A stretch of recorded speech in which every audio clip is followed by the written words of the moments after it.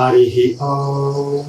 Sahana Bhavatu, Sahana Bhunaktu, Sahaviryan Kadavavahai, Tejasvinavadhitamastu ma vidvishavahai.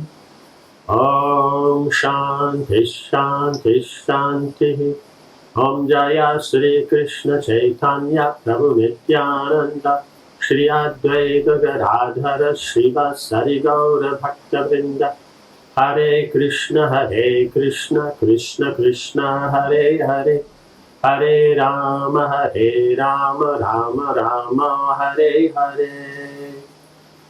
Okay, so now we're hearing Bhishma Dev is telling the story of Shikandi right before the battle, because making the point that no one can defeat him and everything. But just as Drishtadyumna has been born to kill Drona, Shikandi has also been born to kill Bhishma. So he's telling the story. So now she has been, kidnapped along with her sisters. Then she pointed out she wanted to marry Shalva. Then she was, it said, okay, then she should go join with him. He wouldn't accept because of his pride and being defeated in battle. He came out to catch, but then he was defeated. Rather than coming to an agreement there, then it didn't work out. And so now she's not going to marry, who Bhishma had taken for his brother. And Shikandi won't accept. She won't go back. So what to do? So the rishis are then discussing this. Well, the rishis consulted among themselves. Some thought Shalva should have accepted her, while others proposed that I should marry her, meaning Bhishma. Eventually, they decided she should return to her father, for a woman must always be under the shelter of a husband's son, or father, and because then relationships are fixed and strong, and then one can work very nicely. That's just the nature of how things work. It's when you have that masculine feminine principle, that it's connected, whether it's father daughter, husband and wife, son and mother, like this. It doesn't matter, but there is this principle is there. Then the strength is there, and then there's a relationship, a basic relationship. From there, you can move out into anything. But if there's no basic relationship, how does it work? Just like a flag, if there's a flagpole, it can fly in any direction very nicely. And if there's no flagpole, it's not like the flagpole is seemingly doing much. The flag is going, fluttering. It's the one that's attractive, not the flagpole. But because it's there, then these things go on. So that's the Vedic principles, that then you can have very strong relationships. But Amba refused to go. She said she would never return to her father's city and suffer disgrace, right? Because then she was kidnapped. Then who she wanted to marry won't accept her. Then who she was kidnapped to marry then doesn't want to accept because she actually loves someone else and is trying to help there, and so she gets stuck in between. While the rishis thus sat pondering about what to do, the royal sage Hottara Vahana arrived at the hermitage. He took special pity on Amba because he happened to be her maternal grandfather. He became enraged that I had stolen her and thus ruined her life. With his lips trembling in anger, he said, "Oh, Amba, you have grieved enough. Do not go to your father's house, for that will only increase your grief. You should place your case before the great Parasaram. He is my good friend and well-wisher. For my sake, he will surely remove your grief. Either he will convince Bhishma to accept you, or he will slay him in battle. Only the sage is powerful enough to do either."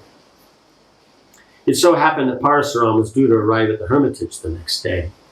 He arrived early in the morning, clad in black deerskins, and surrounded by his disciples. Right? So the black deerskins are the ones that are worn by the Brahmins. They're called the black buck. It's like that. And so then in certain seasons, as they mature, then the skin the hair goes black in the middle. It's still, the sides are still, the stomach is still white.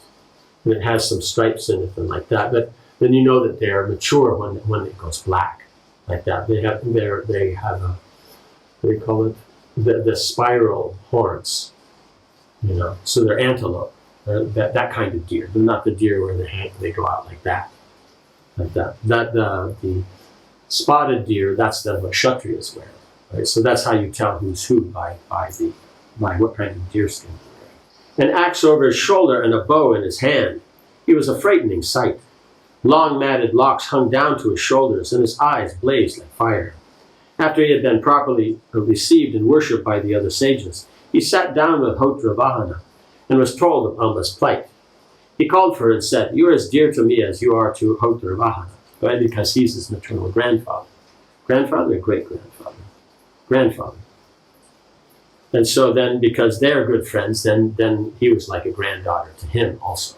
"Tell me what I should do for you. If you like, I can order Bhishma to accept you. If he will not, then I will consume him and all his ministers in battle. Or if you prefer, I shall order Shalva.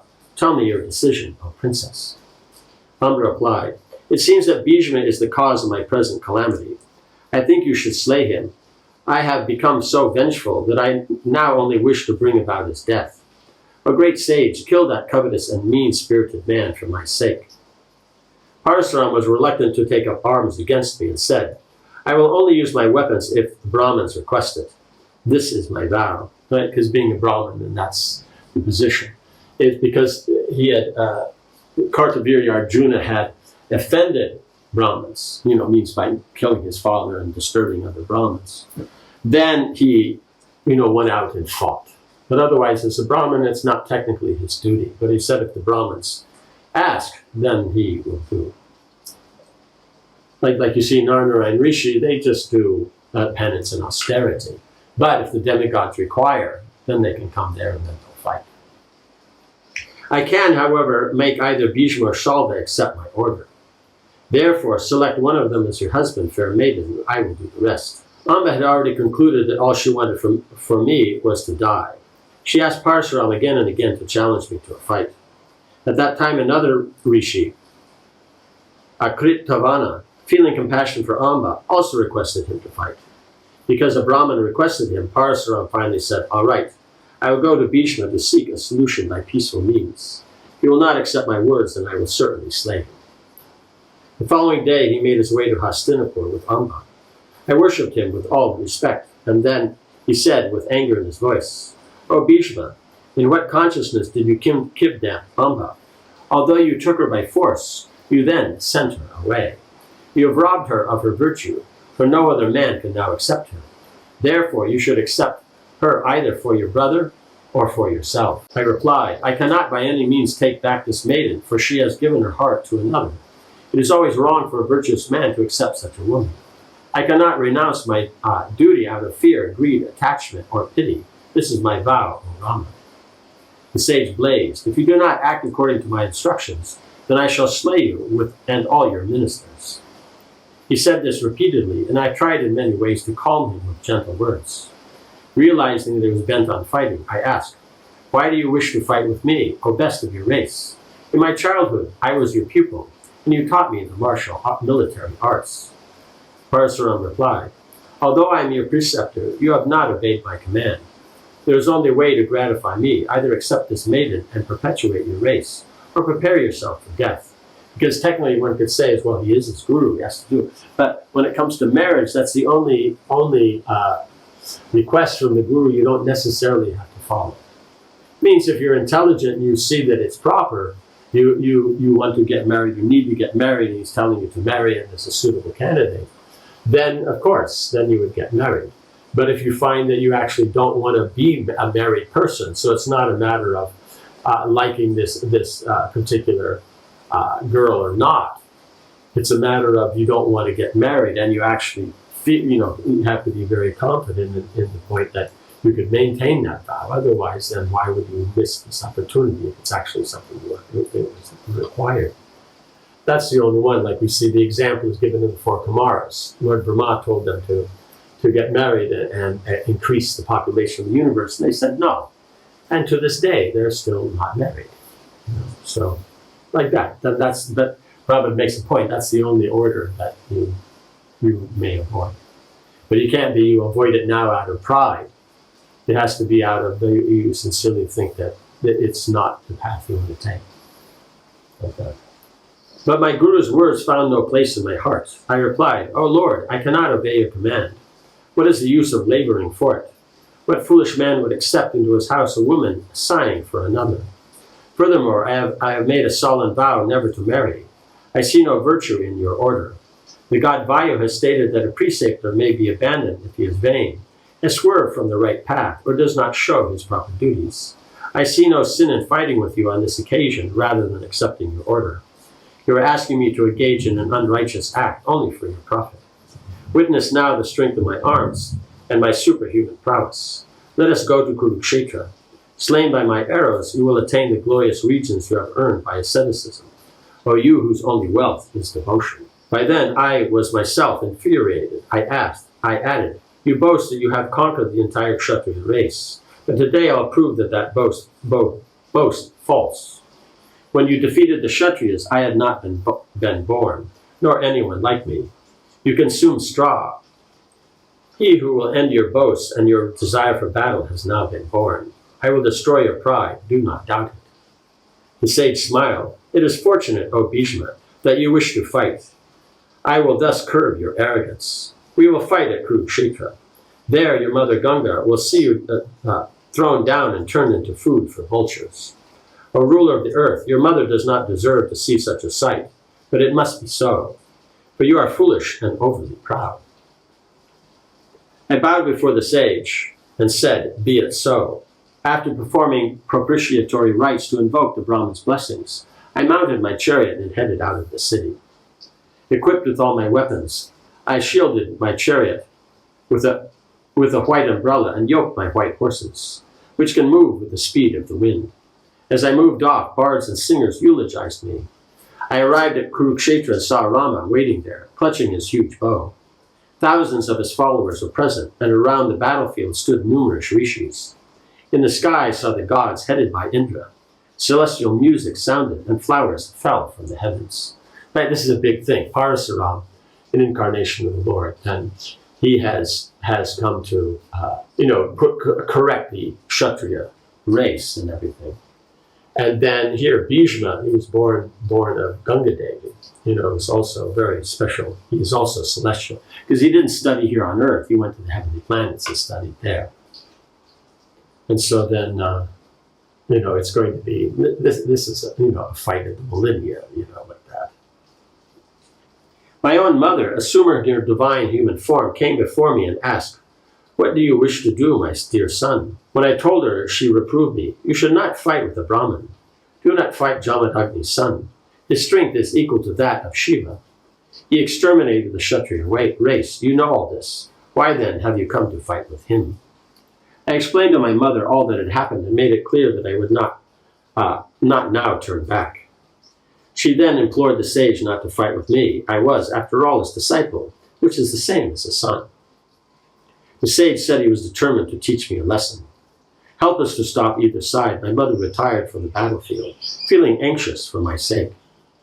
I looked across at Parasuram and saw that he had no chariot or coat of mail. I called out, how can I fight you while you stand upon the earth, O Rama? Mount a chariot and put on your armor, for I will now release my weapons. Rama laughed back. The earth is my chariot, the Vedas are my horses, and the wind is my driver. The mothers of the Vedas, Gayatri, Savitri, and Saraswati, are my armor. Well protected by all of them, I shall fight, O delighter of the Kurus. The sage immediately covered me on all sides with a thick shower of arrows. Repelling his shafts, I saw him mount a blazing chariot that resembled a city. Celestial horses were yoked to it, and it was protected and ornamented by gold armor and decorations. The chariot was wonderful to behold, and had been created by his will. Clad in brilliant armor, he stood upon it looking like Yamaraj, surrounded by the personified Astras.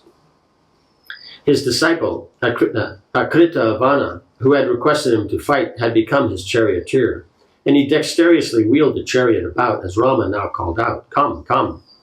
I repelled another 2 showers of flowers, showers of arrows. When I dismounted my chariot, putting down my weapons, I went over to the sage and prostrated myself on the ground. Whether you are my equal in battle or my superior, I will fight with you, my lord, even though you are my preceptor. Bless me that I may attain victory. Rama smiled. O best of the Kurus, your behavior is proper, and I am pleased by it. If you had not come to me in this way, I would have cursed you. I cannot bless you to gain victory, since I myself desire to vanquish you. Go and fight fairly and with patience, O hero. But he has the blessings now with his guru. He maybe didn't get the blessings to be victorious, but he at least got the, that he's... I returned to my chariot and blew my conch, signaling the start of the battle. Both of us hurled every kind of weapon at each other. Each desiring victory, we fought furiously. Laughing, I released broad-headed shafts that chopped his bow into fragments again and again. Other arrows passed clean through his body and came out dripping blood, entering the earth like hissing serpents. But by his spiritual power, the sage maintained his life and fought back with fearsome energy. Covered with blood, Rama stood in his chariot like a mountain pouring forth lava. He responded with well-sharpened arrows that struck me like thunderbolts. Pierced in my vital organs, I trembled and held onto my flagstaff for support. I summoned all my patience and regained my composure. Released 100 deadly shafts at Rama. Struck by my arrows, Ram fell senseless to the floor of his chariot. I was immediately seized by remorse and cried out, "What have I done? I have slain my own preceptor, a virtuous Brahmin." I dropped my weapons and held my head in anguish. But Rama soon rose again, his charioteer having expertly removed the arrows and tended him. The sun set and we retired for the day, coming together in the evening as friends. The next day at sunrise we faced each other again on the battlefield. Rama shot blazing arrows with serpent-like mouths. I cut them down with my own arrows, even as they sped through the air. The sage then resorted to celestial weapons, which I countered with my own. During the violent exchange of weapons, I was suddenly caught on the chest by a dart that rendered me unconscious. My charioteer quickly removed me from the battle, and all of Rama's followers, along with Amba, sent up a cheer. After some time, I regained consciousness and ordered my charioteer to take me back into battle. He urged on my horses, which seemed to dance as they bore us towards Rama. Soon as I saw him, I fired hundreds of straight-flying arrows that screamed through the air, but Rama cut every one of them into pieces with his own arrows, and they fell uselessly to the ground. Then I sent hundreds more shafts at Rama. Even as he was countering my last assault, he was caught off guard and knocked unconscious. As he fell from his chariot, a loud cry of "Alas!" went up from his followers. Seeing him drop to the earth like the sun falling from the sky, the Kashi princess, along with his many disciples, ran over and comforted him. They sprinkled his face with cooled water and uttered benedictory hymns. Rama slowly rose and looked across at me, seated on my chariot. Enraged, he shouted, "Stay, Bhishma, you are already killed." Like this, and this is going to go on for a while, so we'll continue. Om Hare Krishna, Krishna Krishna, Hare Hare, Hare Rama, Rama Rama, Hare Hare. Srila Prabhupada ki jai.